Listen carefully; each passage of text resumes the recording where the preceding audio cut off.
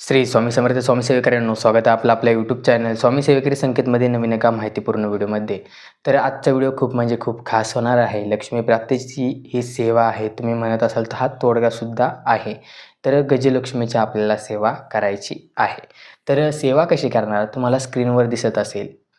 ह्याप्रमाणे आपल्याला पूजाची मांडणी करून घ्यायची आहे. तर पूजेची मांडणी काय असणार आहे, एक चौरंग, त्यावर एक छोटासा पीस, त्यावर तुमच्याकडे गजलक्ष्मीच्या मूर्त्या असतील तर गजलक्ष्मीच्या मूर्त्या, किंवा लक्ष्मी असेल जी कमळाच्या आतमध्ये पाय टाकलेले असेल ती लक्ष्मी, किंवा तिचा फोटोसुद्धा तुम्ही पूजन करू शकता. लक्ष्मीचा पाय हा नेहमी कमळाच्या आत हवा, कमळाच्या बाहेर नको. अलक्ष्मीचा वास हा घरामध्ये नियमितपणे नांदत असतो. त्यामुळे आपल्या देवघरातली सुद्धा लक्ष्मी चेक करा की तिचा पाय कमळाच्या बाहेर आहे की कमळाच्या आतमध्ये. तर आपल्याला काय करायचं आहे, दर शुक्रवारी आपल्याला गजलक्ष्मीला एक गजरा अर्पण करायचा आहे.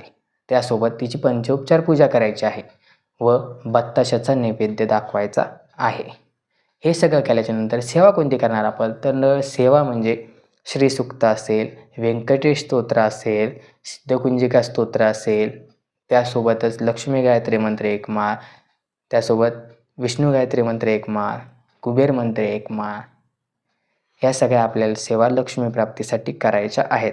व तो जो बत्ताशाचा प्रसाद आहे तो आपल्या घरातल्याच लोकांनी खायचा आहे. तुम्ही चहामध्ये सुद्धा हे बत्ताशे साखरेचा उपयोग न करता बत्ताशे साखर म्हणून वापरले तरी जमेल, याचासुद्धा तुम्ही चहा घेऊ शकता. तर व्हिडिओ आवडला असेल तेवढे लाईक करायला विसरू नका. भेटू आपण उद्याच्या एका माहितीपूर्ण व्हिडिओमध्ये. श्री स्वामी समर्थ.